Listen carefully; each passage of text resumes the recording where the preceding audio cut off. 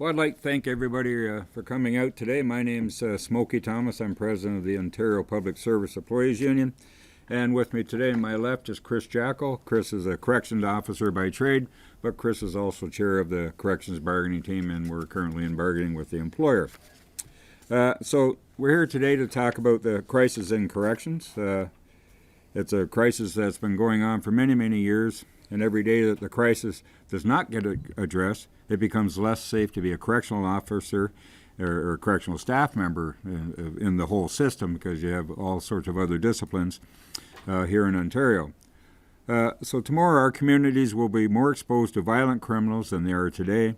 We know this because our members are frontline workers. They see the cracks in the system firsthand every time they go to work.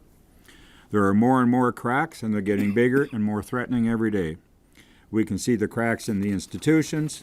We can also see the cracks in the community, where 50,000 offenders are serving their sentences. The government keeps trying to feed you the line that Ontario streets are safer than ever. Well, I'd call that a load of hooey. So, for example, a recent 4-part global national documentary on Ontario probation and parole titled "Who's Watching?" put the lie to that claim. So who's living on our streets right now? Maybe one of the many thousands of offenders serving their sentence in the community who disappear. 5,000 people every year just disappear. They could be rapists or child predators. They could be bank robbers. We don't know where they are or what they're doing, and I ask myself why. It's because community corrections is chronically understaffed and under-resourced. We can't even start the various rehabilitation programs that the government has ordered because we just don't have the staff. So is anyone shocked that there are more repeat offenders in Ontario than in any other province? I'm not. Are Ontarians shocked that thousands of individuals who could be contributing to society are leading lives of crime and creating a tremendous burden on society? I'm not. The problem of the cycle of crime doesn't start with community corrections. It starts in our institutions. In many cases, the institutions themselves are the problem, because many of them are aging. Very few of them can accommodate the kinds of rehab services that offenders need in order to successfully reintegrate into society. Chronic overcrowding and understaffing means lockups. Lockups means inmates can't socialize, they can't exercise, they can't even get proper health care. We all remember the infamous case of Ottawa inmates who were made to sleep in damp shower stalls. I actually saw those mattresses on the floor in those stalls. And all too often, inmate frustration has led to violence and even death. We've been telling this government and public safety minister that our institutions must be one cell, one inmate. It's not rocket science, and if this government was serious about transforming our institutions, they'd start with reducing overcrowding. It's a human rights and health and safety 101, and it reflects Ontario's values. Imagine what psychological effect those kinds of conditions have on inmates. At least 1 in every 2 inmates has a mental health issue or an addiction problem, or both. A lack of mental health resources in the community has made jails the mental health institutions of last resort. The mental health resources don't magically appear when our inmates walk through the prison doors, because there are virtually none. The ministry boasts of hiring 22 new mental health nurses, but there are an estimated 4,000 inmates needing their daily care. It's physically impossible to provide the care. These new hires can't even begin to address the need. I'm a mental health nurse by trade, and I know the amount of work that is involved in looking after one main inmate, let alone 4,000. Many years ago, the ward I worked on, we did the mental health assessments for the federal correction system in Kingston, where there are 11 prisons. Neither can correctional officers and other staff who are now supervising an inmate that has become vastly more complex over the years. Today, the government is pushing Bill 6, its Correctional Transformation Act, through the legislature. But Bill 6 isn't all that it's cracked up to be. Bill 6 promises mandatory training, as if we haven't been crying for training for many, many years. Bill 6 doesn't even specify what kind of training. In fact, there's no mention at all of mental health in the ministry's plan for correctional services transformation. You can read last week's throne speech to get an idea of how much the government cares about the crisis in corrections. It's 3,285 words long. That's 3,285 words long. I didn't count them, somebody else did. Not one of those words is corrections or jail or prison.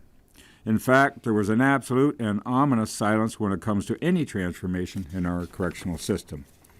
I'll be listening very closely tomorrow to see if the government delivers promised money for corrections transformation in its budget. So will frontline corrections workers in every part of Ontario. I'll expect the government to invest very substantially in every aspect of Ontario's broken correctional system, starting with staffing. We need more correctional officers, not just officers who fill in, but brand new, full-time, permanent correctional officer positions. And I'll be looking for substantial investment in mental health and addictions so that our correctional system ceases to be the mental health system of last resort. We owe it to the very brave men and women, some of whom are here with us today, to give them the tools and resources they need to do their jobs properly and safely. Because if not, one of these days, one of our frontline workers is going to be killed in the line of duty. We must not allow that to happen. Now I'll pass it over to Brother Chris Jackal. Thank you very much, Smokey. Good morning, everyone. My name is Chris Jackal. I've served the taxpayers of Ontario as a correctional officer for over 20 years. As chair of the Correctional Bargaining Team and vice chair of the Corrections Ministry Employees Relations Committee team, I am here today proudly representing over 9,000 correctional members from Ontario.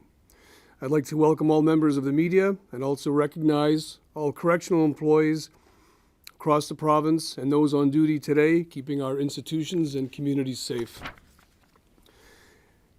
In the last decade, the Ministry of Community Safety and Correctional Services has experienced unprecedented unrest and strife in our institutions, causing untold stress for corrections staff members.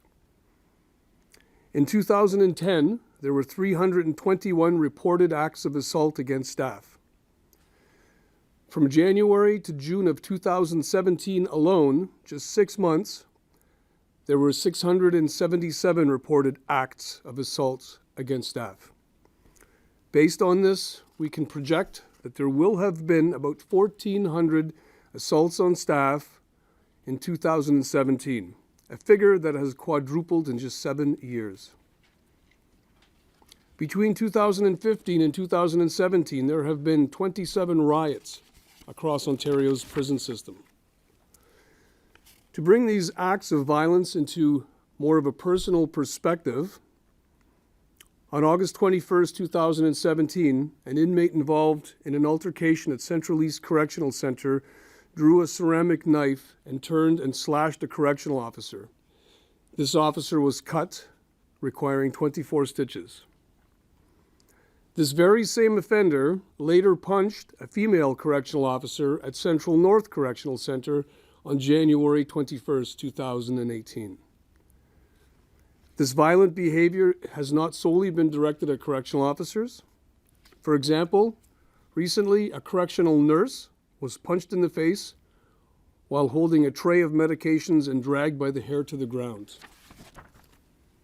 At the same institution, a handcuffed inmate punched the institutional doctor in the face. Let me draw your attention to an incident at a Newmarket Probation and Parole Office. In October 2013, an offender entered, brandished a large knife, and started slashing himself in front of the probation and parole officer. Following this incident, the Ministry of Labour ruled that Corrections Ministry's health and safety measures were inadequate and didn't protect its workers. The Labour inspector recognized that metal detectors installed in all PPO offices would satisfy the safety requirements. It's now been 5 years, and we're still waiting for those metal detectors to be installed. Why? Because the Corrections Ministry has appealed the original Ministry of Labour orders related to this incident. This appeal has likely cost taxpayers far more than it would have cost to protect workers by installing metal detectors in the first place. Isn't it ironic that the ministry that is entrusted with maintaining safety in community struggles to keep its own employees safe? So I must ask, how can the people of Ontario have any confidence that this ministry can protect the public? Our working conditions can only be described as hazardous and dysfunctional. We have repeatedly raised concerns with ministry supervisors, a succession of corrections ministers, MPPs, and the media about the need for vastly increased resources, better safety equipment, and a much higher staffing levels in all areas of corrections. To date, we have received many promises, but no meaningful action. I'd like to touch on another subject, that one being segregation.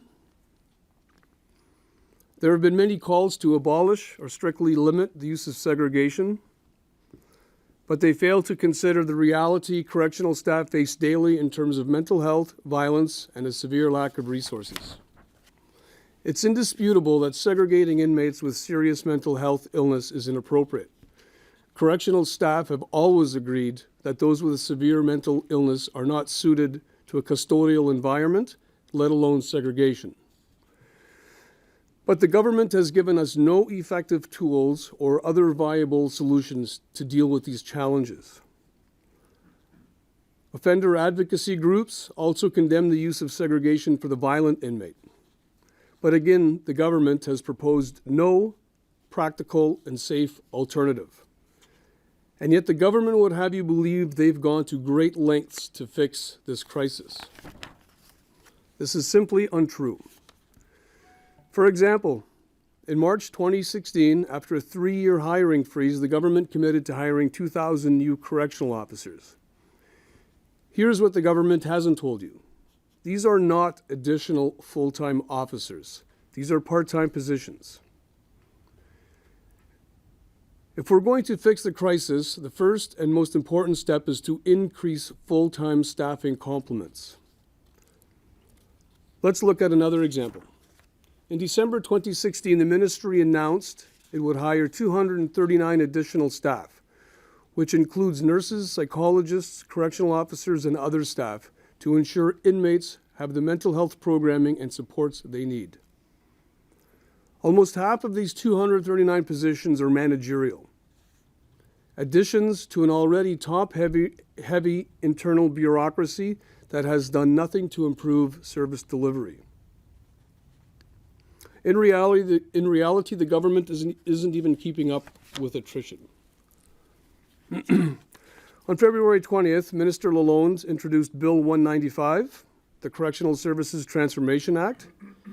This bill was reintroduced as Bill 6 on March 19th. This government wants everyone to believe this bill is the quick fix to the crisis in corrections.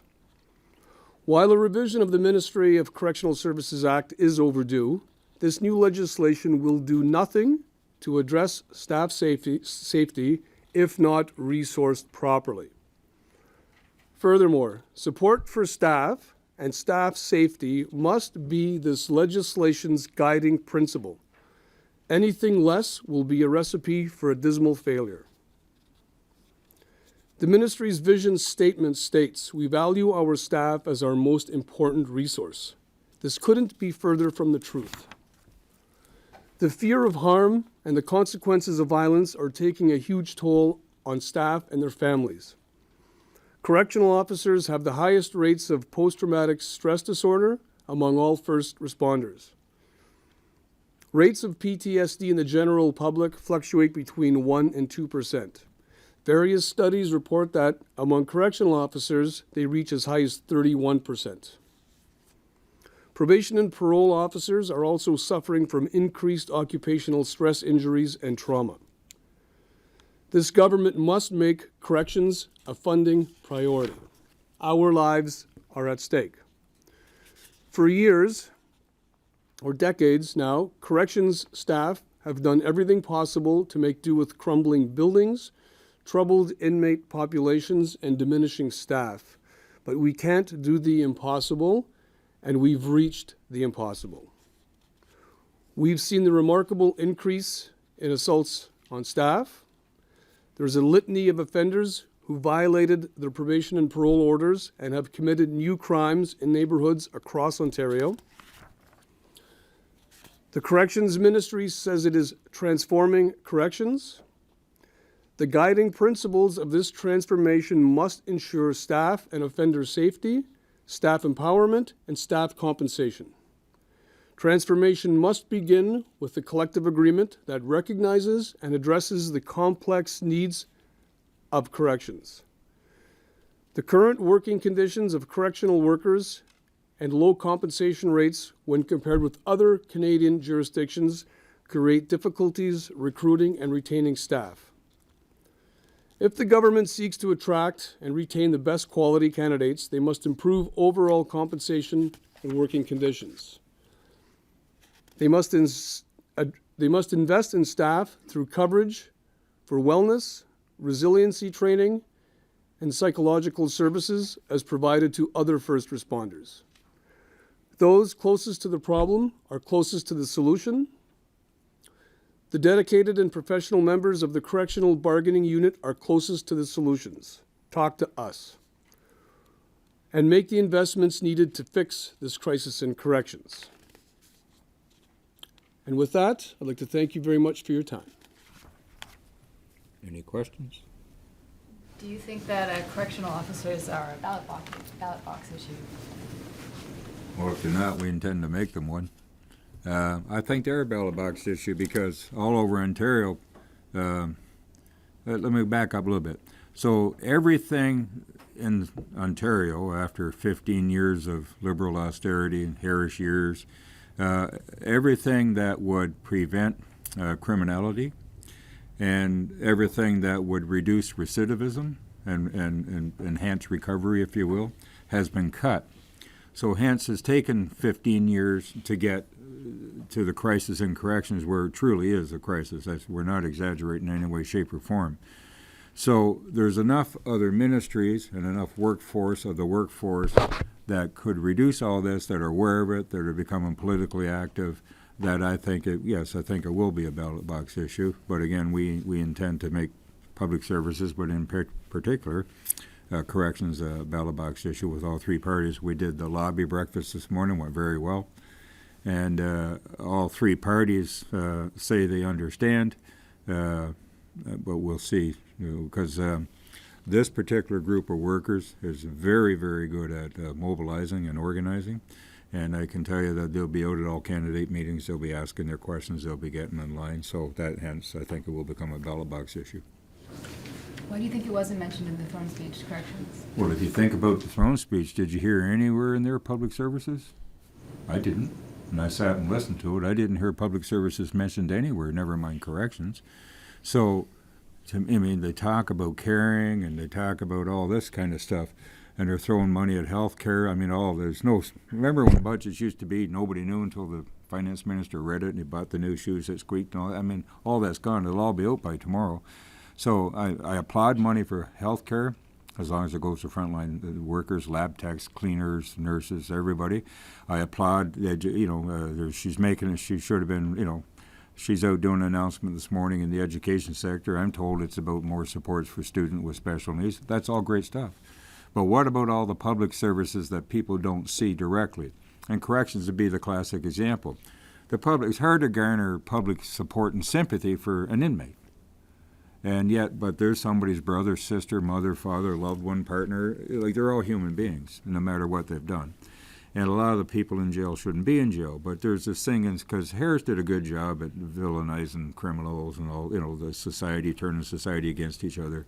So I think that the government, if they were going to reinvest in public services, to fix corrections really is a generation, because you need more jails, but you also need to go back and hire more Crown attorneys, so that cases don't get tossed out, so that they can actually do proper bail hearings. Because you should talk to the Crown Attorneys Union. You want to talk about cuts. They've experienced just horrible cuts like we have. So if you start there, you go back into the mental health system, you rebuild that system. They've closed, every time they build a new psych hospital, they close more beds. And they say the community will pick up. Well, the community's corrections. So somebody with schizophrenia should never run afoul of the law.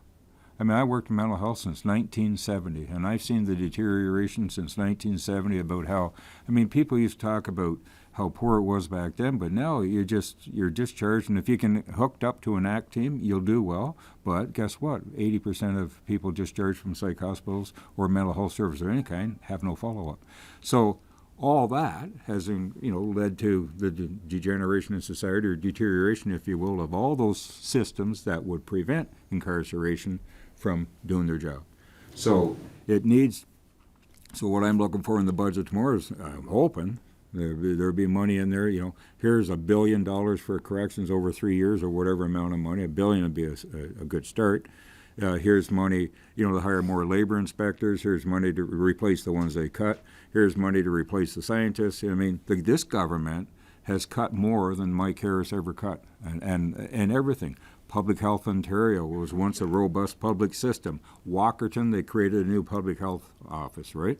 But it's almost all privatized. So a water test that used to cost you nothing now costs you $235. So there's this whole array of public services that she never mentioned in the budget, in the throne speech, right? So to me, tomorrow's, I find every election fascinating, but this one is, I think, a pivotal moment in Ontario's history.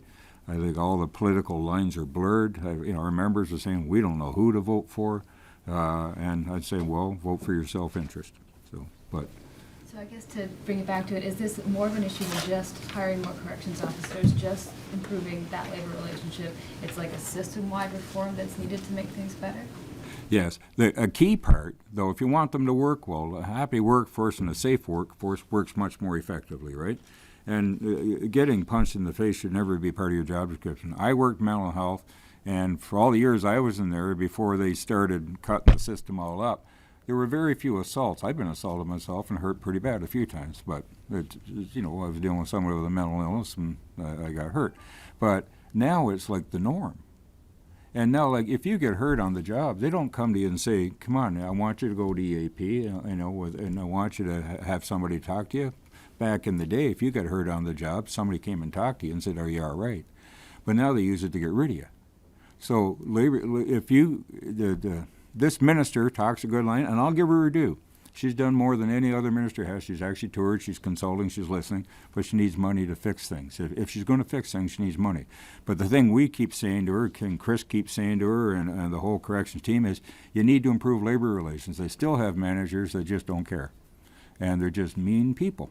And you get hurt on the job, somehow it's your fault. Hey, Chris, like in the institution, it's well, what'd you do to provoke that inmate? Nothing. He just punched me in the face, or the nurse, knock over the med card.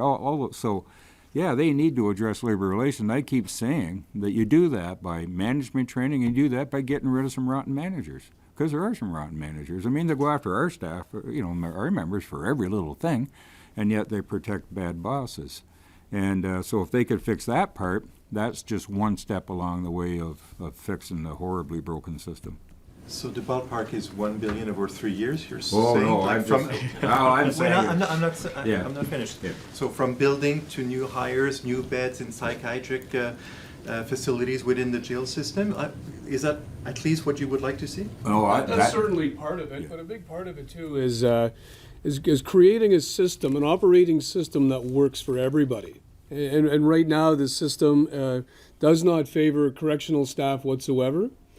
Everything is written or developed to our detriment, actually. Yeah. We see instances, this is quite common, where an inmate viciously assaults an officer or a staff member, and there is really no governing or effective policy to manage that inmate. So what happens is that inmate, either he remains at that institution only to cause further harm, or he's transferred to another institution and his history fails to follow him. So within short order, this violent inmate is placed on another open range, and he repeats his cycle of violence. The answer that we receive quite commonly from managers when they're given this information that inmate X assaulted staff member Y at this institution, and the manager will often say, well, that was at a different institution, almost to mean that his history somewhere else is meaningless. So he gets his clean slate. And we recognize that everyone has an opportunity, should have an opportunity to remedy themselves, I guess, but there needs to be policies and mechanisms in place where these hardcore group of violent inmates who they're serial assaulters. They need to be placed in a manner where they are effectively managed. We understand that our workplaces are dangerous, that there is a level of danger to this, but none of us have signed up to be punching bags. When I started my career, if we had an assault twice a year, that was a lot. Now we average, I think, twice a day across Ontario. And the problem is, on the outside looking in, so you have a very violent inmate, and there's, like Chris is right, there's no effective means of managing that violent inmate because all your seg cells are double bunked with people with mental health issues. So it becomes the management problem is unbelievable. But to go back, so I'm saying $1 billion just in corrections. They targeted some money for hospitals, but I mean, let me put it this way. The Premier is going to drive the province another $6 billion, I think, in debt for their spending promises. They can argue that. Doug Ford's saying he'll find $6 billion. Well, I could say the government could find $6 billion just by not doing any more than public-private partnerships, not privatizing public services anymore, which costs more money. If they start getting off of that agenda and putting all that money back in the public services, you would need to go $6 billion in debt, and you would have, as the Auditor General said, they would add $8 billion more to invest in public services or reduce that or both. So it's about I'm just throwing out a ballpark. I'm not a contractor. The government seems to know a few contractors.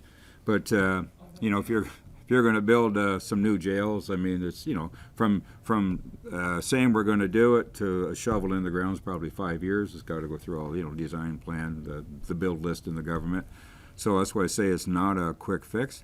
But the immediate things, though, more staff, proper staff, and fix some of the other systems. But just in corrections alone, the minister would have to have $1 billion over a few years even to start. I mean, even to start. And do you have a breakdown of staffing you'd like to see? How many probation officers? How many more staff to control the violent inmates and those with the mental health issues? No, we don't have an accurate number. We have attempted to sit down and asked to sit down with the ministry several times to have a joint conversation about staffing levels.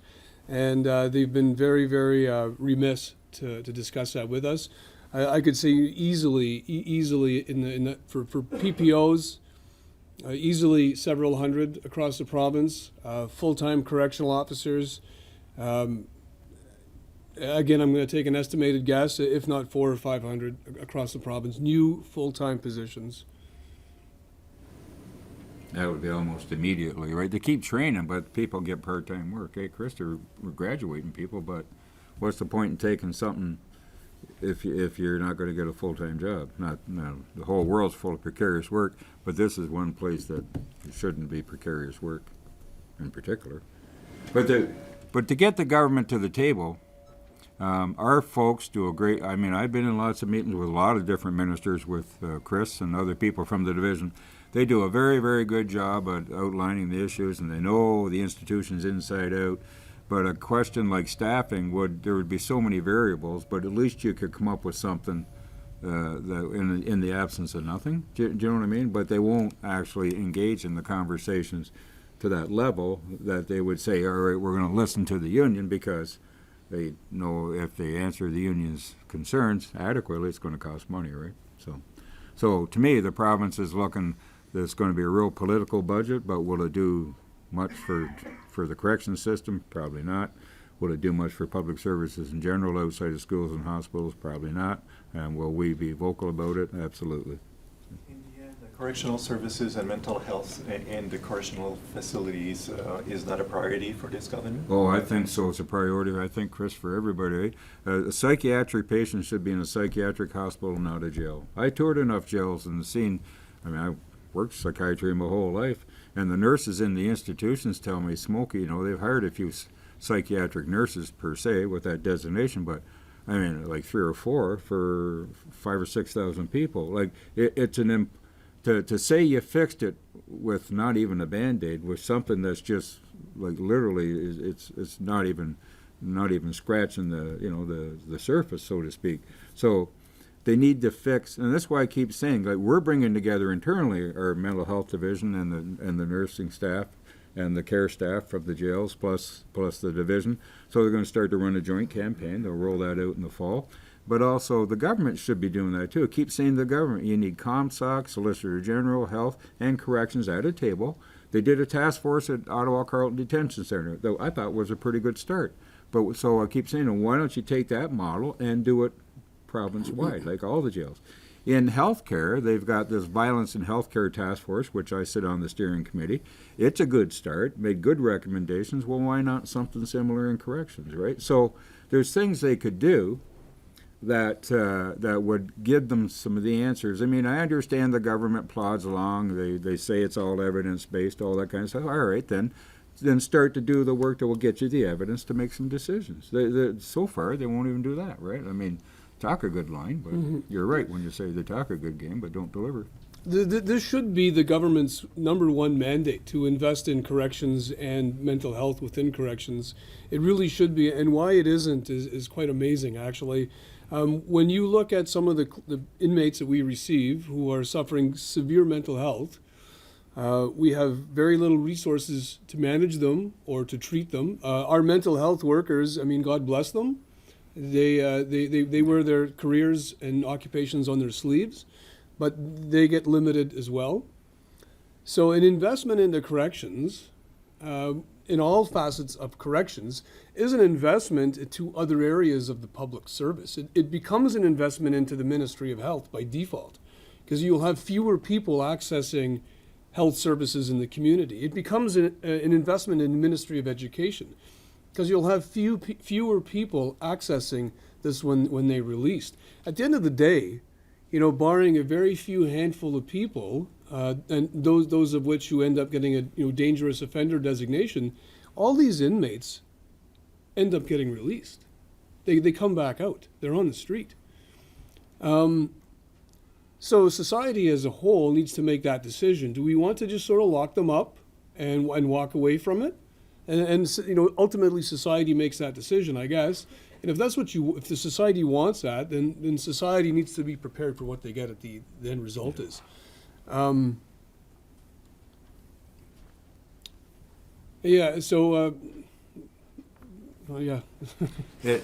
say it's an overwhelming problem when you sit and look at it. Like it is really, Chris? It's like it can overwhelm you, just the enormity of the problem, the many facets of the issues.